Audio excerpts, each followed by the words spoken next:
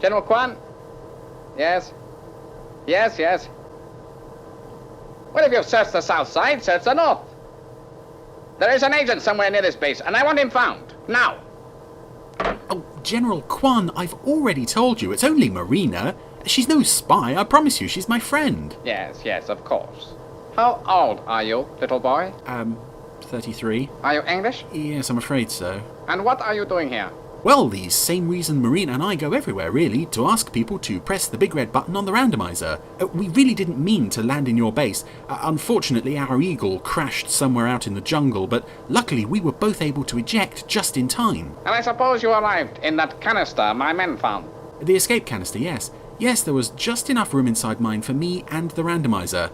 I just wish I knew where Marina's had landed. I hope she's okay. We shall find your colleague, and now I will ask a guard to lock you in a room. Of course, but before you ask a guard to lock me in a room, could I persuade you to perhaps press the button on the randomizer for me? It would give me something to watch while I'm locked in a room. Oh, yes. This is a brilliant achievement. I congratulate you. Oh, thank you. I'm glad you approve. I only hope we land on something that's a bit different this week, because we've been having a run of fairly similar shows lately. So, let's see what we've got today. It's... Oh, read that. Are you absolutely certain? Yes, I'm afraid. It's another episode of Joe 90. A Western, little boy. Yes. And even I might be getting a bit weary of this by now, were it not for the fact that this is actually one of my favourite episodes. Here's Double Agent.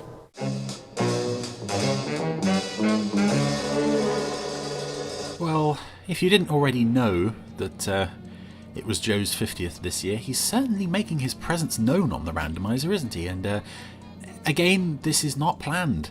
It's just the way it goes. I have actually gone back and checked, though. I did put all of the episodes of Thunderbirds and of UFO and of everything else in there.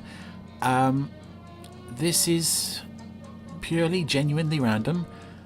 That with this episode, we are now 5 episodes down on Joe 90 out of 30. It's a whole 6th of the series when we haven't even seen some of the other shows yet. Anyway. Right. We'll talk about this episode.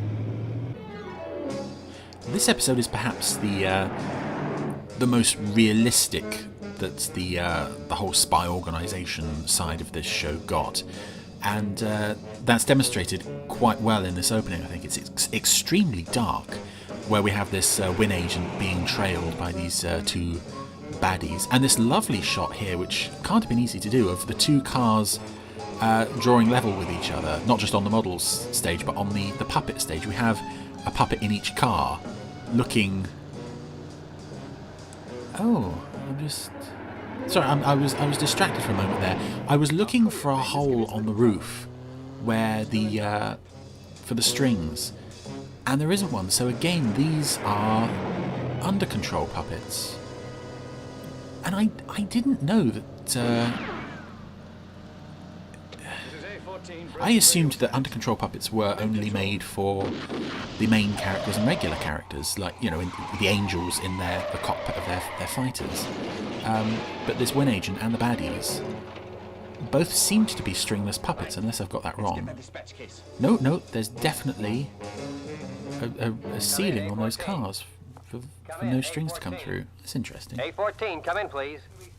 And another good example of how cheap life is in this show, as this Win agent is dead, bleeding from his head and his wrist, and unfortunately for the bad guys, the Win agent is not the only one who has died. They've snatched his case. However, locked. Very careless. I love that. I love how brutal that is. It's like, there's not even any build up to that. It's just, you're dead, blown to bits. Now, going back to how many Joe 90 episodes we've covered on the randomizer, to quote Dr. Tiger Einstein, I have a theory. And my theory is that we're only getting so many Joe 90 episodes because people keep slagging him off. In previous podcasts, and in the comments left on those podcasts and on the Fab Live show, people are saying, oh, burn Joe 90. Well, I suspect Joe 90 is rather like what was it, the Candyman? What's that horror character where you look in the mirror, say his name 3 times at midnight or whatever, and then he appears? I think that's what Joe 90 is doing on the randomizer. You know, Jamie offered Chris Packham the chance to destroy one of the shows. He chose Joe 90, and the randomizer is responding by giving him as much Joe 90 as he can handle. That's my theory, and what it is too. Look, I've been in the Special Courier section for 18 years, head of it for the past 7. And if you're saying that one of my boys is a traitor, you can have my resignation right now. No one's calling for resignation. So here we have something that's always very obvious in both Jerry Anderson shows and other shows of this era. Been lost. I can't believe anyone in my department is a double agent. We bring in a new character for this one episode who evidently is extremely important to the organisation. I'm taking it myself. Think again. The mission's off. But Chief... And of course he turns out to be a traitor. I don't think I'm spoiling anything here by saying that this guy is a traitor. And what's also interesting about this episode is that it marks the return to Joe 90 of Jeremy Wilkin. Jeremy Wilkin had been... Boy, Professor? Yes, I'm sure you're right, Mrs. Harris. Right. Okay, I'll hold off on that for a moment. As with Arctic Adventure, the scene with Mrs. Harris in Arctic Adventure, Mac is once again reading the newspaper, Astronaut News, Red Arrow Flight Tragedy, Colonel Casey to be replaced. And what's interesting is, aside from the fact that in the Joe 90 universe this disaster has happened twice in a row, the way he's holding the paper makes it obvious that... I'll have a word with Joe and Mrs. Harris. Yes, well... There are 2 copies of that cover. You can see page 3 instead of a... I don't know, some beautiful puppet lady, as you might possibly... Oh no, not of the Astronaut News. That wouldn't be in there. Regardless, page 3 of this newspaper is the same as page 1 of this newspaper. Joe, you haven't added clairvoyancy to your other talent. Anyway, going back to Jeremy Wilkin, he had... Obviously, he was voice of Virgil Tracy on Thunderbirds, Captain Ochre in Captain Scarlet. He disappeared a few episodes before the end of Captain Scarlet. He did 2 early episodes of Joe 90, being Operation McLean and International Concerto, which were episodes 4 and 5. And then he disappeared again until episode 13. I don't know what he was working on that kept him away for a while. Patterns were recorded while he was in my office, but his cover might be broken. And also, this was the point when Martin King left the show. We'll soon be there. Smell that sea air. Yes, reminds me of home. But I thought you were brought up in the mountains, Chief.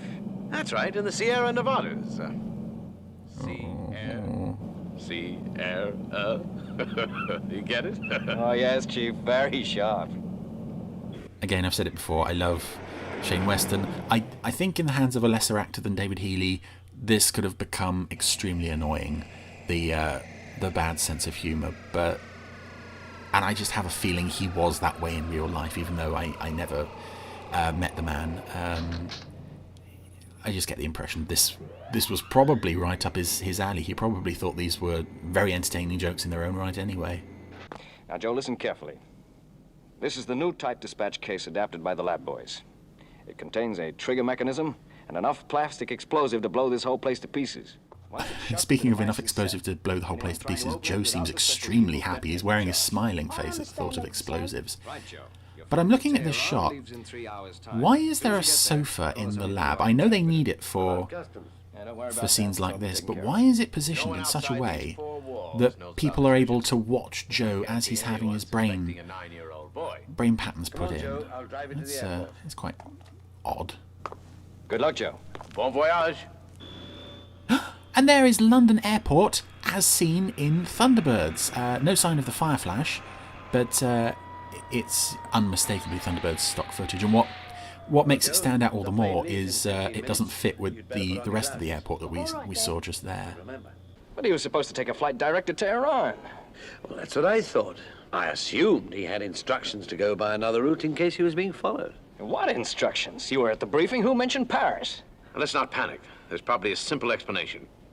Get me World Intelligence, Paris. So Joe has now gone rogue. Oh, Paris Airport looks suspiciously like... Hang on.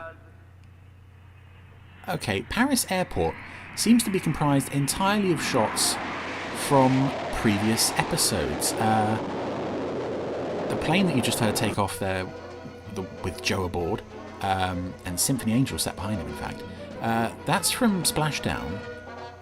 But the airport was Slayton Air Base from Treble Cross with a loudspeaker from Winged Assassin, both from Captain Scarlet. And I suppose it made sense at this point. They had enough old material that they could draw on to create an airport that didn't exist there. It was quite interesting. But with your son carrying that case, the situation is explosive. Literally explosive. Maybe it's a bad idea, firstly, to put explosives into these cases, and secondly, to give it to a 9-year-old boy. I mean, I get that the whole idea is that nobody would ever suspect him. However, there have got to be limits to what you can trust him with. Not that I'm casting any aspersions on Joe's integrity or anything. Look, Mac, understandably, you were always against Joe working for World Intelligence. What are you driving at? I really like these scenes of Mac and Sam and Shane arguing. So that's what you've been thinking. Well, I've had my own thoughts on the subject. About where Joe has gone. Firstly, because it gives Rupert Davies and Keith Alexander and Shane... I nearly said Shane Rimmer. It's not Shane Rimmer, it's David Healy playing Shane Weston. Invent an apparently straightforward... The chance to really show off their acting chops. A dispatch case to the east... Which in a kids' show you wouldn't necessarily expect for them to get. Divert Joe at the last moment... But also it kind of harkens back to... Are you accusing us of sending Joe on a highly dangerous assignment without your permission? The thought had crossed my mind. To the central conflict that was never really an integral part of this show, but it is one of those things that occurs to you in hindsight. Sure that they don't fall into enemy hands. How willing Mac was to let Joe join up. He basically said, you know, don't come crying to me if you get hurt. That's the level of concern that he's expressing for his son. And it's nice to see that although he genuinely does care, there is that element of conflict between the three main characters. It's a red priority order to all WIN agents. Shoot target on sight. Are you trying to tell me that Joe is the target? Those ciphers must not fall into enemy hands. The target is Joe 90. I love that. I love that potential child murder is now another horrifying aspect that we need to add to all the other horrifying aspects of this show. And the fact that if this story had gone off in a different direction, if any of the WIN agents in Copenhagen had managed to track Joe down, they would have had to have killed him. 9-year-old boy, child murdering. Ah! This is so messed up. Oh, it's beautiful. It's sick, but it's beautiful. I love it. Anyway, Joe has now made his way to Copenhagen. You've got to get that C-48 cancelled. You heard me speak to Washington, Mac. There's nothing I can do. Well, get them on the line again. I'll speak to them. I'd like to have heard that conversation. Yeah, you mustn't kill my son because it's not his fault. I did experiments on his brain. That's why he's behaving like this. It's fine, really. Oh. Anyway, Joe has now delivered the dispatch case to Dr. Newman in Copenhagen. All right. Take the seahorse. We're not supposed to know who's on the other end of that line, but it's pretty obvious. And I'm remembering, for some reason, and I'm not sure why I remember, this scene with Joe and Dr. Newman in the office together appeared on Telly Addicts, which, if you don't know, was an early 1990s BBC TV-related quiz show. Not sure why that scene was chosen, but never mind. Sam, we've got to do something. Of course we've got to do something. The question is what? Panic! Look, let's go over this again. Oh, okay, rehash the already established details. Well, we've got time. Send out an all-stations alert for Harry Sloan. Contact me the moment. This is almost... And I realise I'm probably going to ruffle some feathers by saying this. This is almost basically a grown-up show at this point. Joe is, although he's in it, although he's technically the star of the show, he himself hasn't really done or said much in this episode. But the scenes in Shane's office, it feels extremely grown up. And what other kids shows can you think of would include discussions about murdering a child? It's all very strange. You were right about Sloan, Professor. He requisitioned a helijet. A radar fix puts him 5 miles offshore, heading out into the English Channel. Oh, and he was so trustworthy.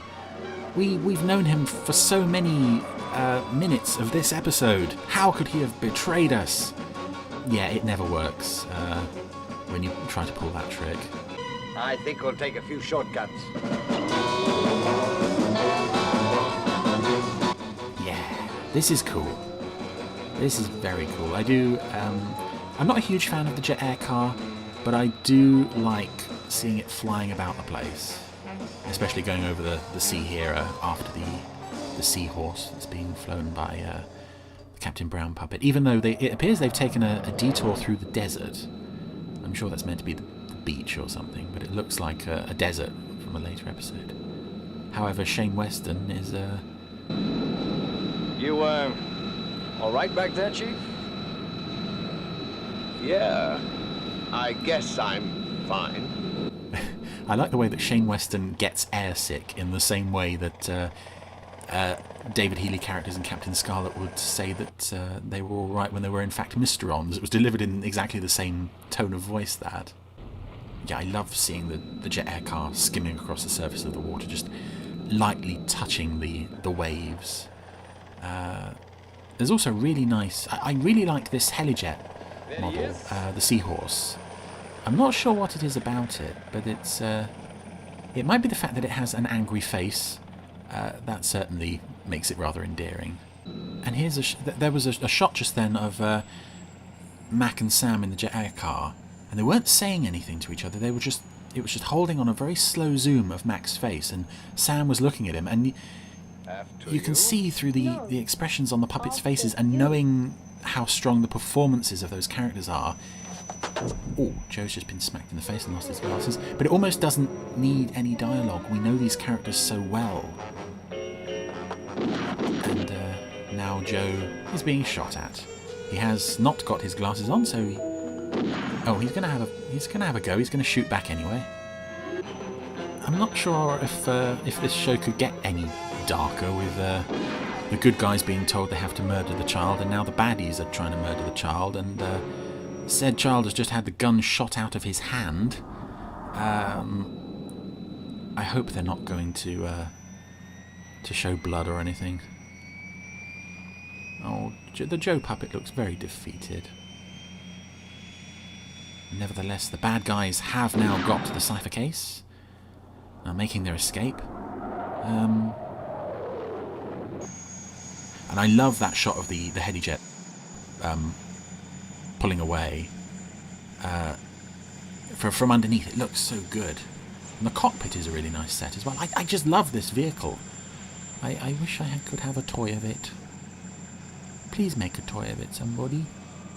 Well, they went to a lot of trouble to get the dispatch case. All in vain. Detonating now. I can't believe Sam Loover just has a button to kill the bad guys by remote control. That's so ghoulish. Control destruct system, Sam. You could have exploded that case at any time. That's right, Mac. But despite what you may think, we consider Joe to be our most special agent. I second that. And rather than attempt to track down the real masterminds behind this courier smashing operation, we instead murdered Harry Sloan, the one guy who could have told us everything we needed to know, presumably. However, Harry Sloan is dead. He will not be mourned. However, we have also reached the end of Double Agent. And I really like that one. It's something a bit different. Who wrote this? Tony Barwick, of course. If it's different, it comes from Tony Barwick. And it's another really good example of the dark extremes that this show would go to, especially with orders to kill Joe. It's like, good grief. How much more do you want to... Oh, it's perfect. I love it. Every time you think this show has gone as dark and unexpectedly twisted as you think it can go, it's just like, oh no, we can get even darker. It's beautiful. And some really nice acting work, as always, from Rupert Davies, Keith Alexander, and David Healy. It almost makes me wish that there was, like... No, I was going to say it almost makes me wish that there was a proper Gerry Anderson spy series, but there is a proper Gerry Anderson spy series. This is that series. It's absolutely wonderful. But maybe we could do without some Joe for a while, okay?